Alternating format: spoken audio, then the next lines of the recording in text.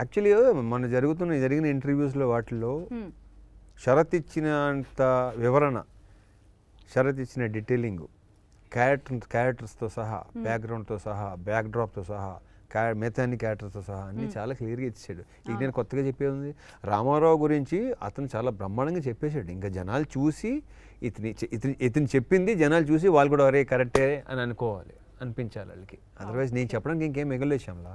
అంటే మరి మీ నోట్తో కూడా కొంచెం బట్ ఆఫ్ కోర్స్ నేను ఇప్పుడు ఏంటంటే వన్ థింగ్, నేను ఇప్పటిదాకా చేయని క్యారెక్టరు ఒక గవర్నమెంట్ ఎంప్లాయీకి చేయటం అనేది నాకు తెలిసి ఇంతకుముందు ఇప్పుడు చేయలేదు. పోలీస్ ఆఫీసర్ చేసాను తప్ప ఇలాంటి క్యారెక్టర్ ఇప్పుడు చేయలేదు. ఏంటి డెసిగ్నేషను? ఐఏఎస్ సబ్ కలెక్టర్ డిమోట్ అయ్యి మళ్ళీ నువ్వు ఖర్చు చెప్పేస్తున్నావు. ఆయన కదిలిస్తే సో నేను తనకున్న క్లారిటీకి కానీ is a very good story teller. Okay. So అసలు ఫస్ట్ నరేషన్లోనే నాకు ఆ క్యారెక్టరేషన్ నచ్చి ఇదేదో నాకు. బట్ కొంచెం పాండమిక్ టైం పాండమిక్ ముందే కదా చెప్పావు? పాండమిక్ ముందే వచ్చేసింది అప్పటికి.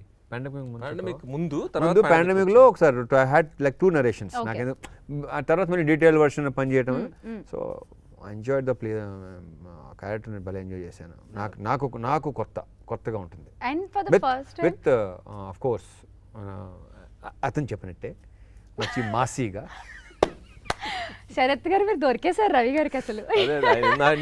చెప్పిన కదా అసలు నేను అది హిస్టరీ ఆఫ్ సినిమా ఇక్కడ ఆపేద్దాం.